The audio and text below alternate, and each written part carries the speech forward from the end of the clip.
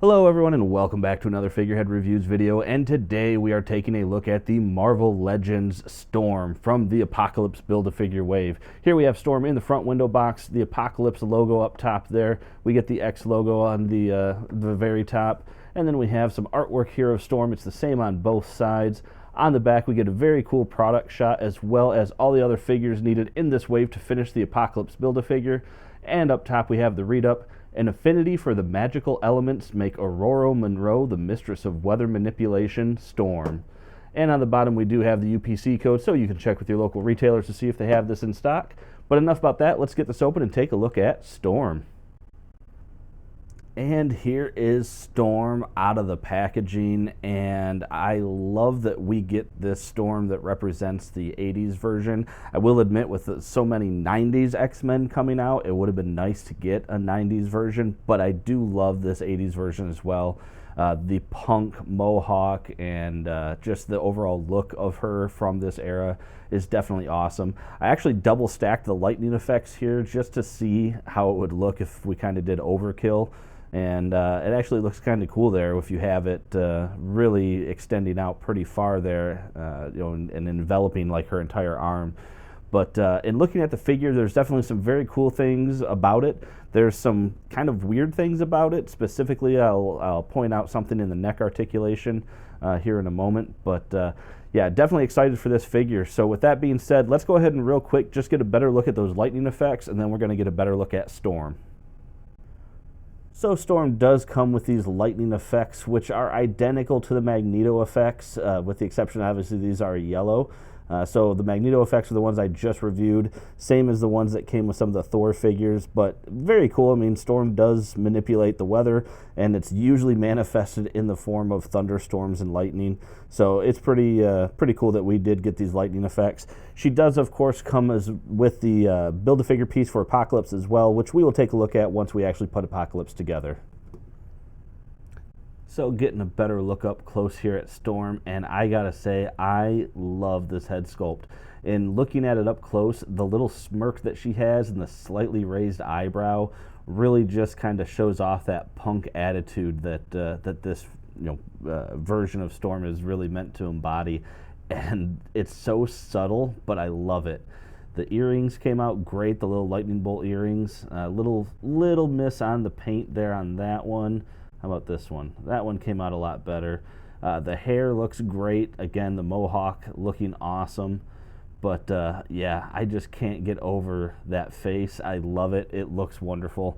And it's actually really well painted. The eyes came out looking good.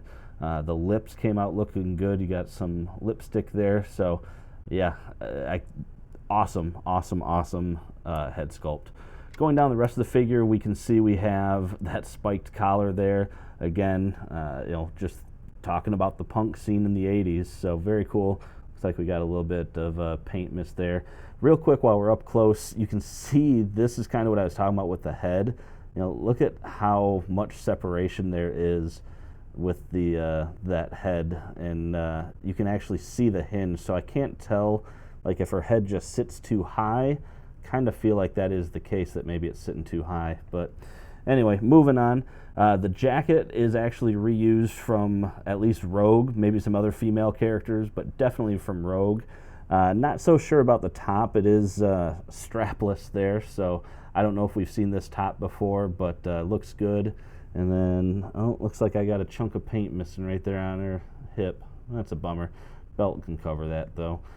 Speaking of which, belt, flexible material, and it is loose, so you're good there.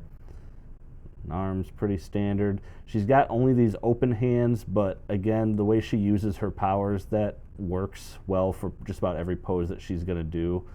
And then she's just basically wearing jeans, which I'd have to look. These might be the same as the MJ jeans. I'm not sure. Could be. The boots actually look really cool. She's got these knee-high boots that actually look like they were on, as opposed to being molded in. Like, it looks like they're actually put on, but they look great, and again, just looks like that punk scene. So yeah, overall, this design just came out awesome. And real quick, looking at the scale, we can see the top of her head is just over 6 inches, but her hairline actually pushes her over 6.5 inches tall. So she is on the taller side of the female figures, which is fine.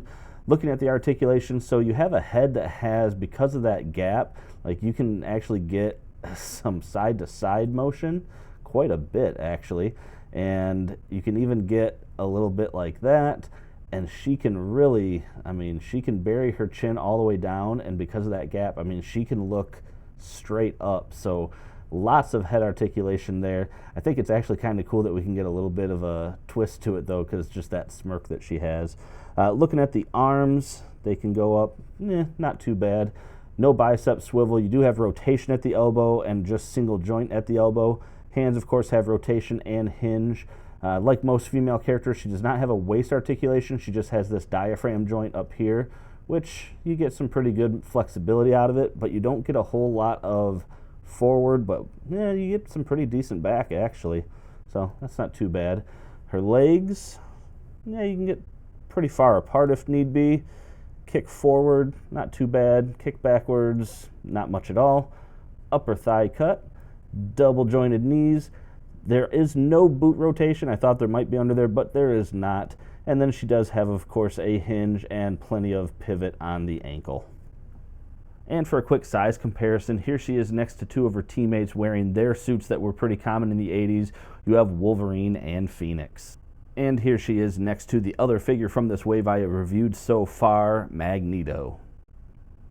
So that about does it for this review, everyone. And yeah, overall, I think it's very cool that we get this 80s version of Storm. And again, I think they really did a great job on it. I love the head sculpt, just that smirk with the raised eyebrow, and the overall punk look really works.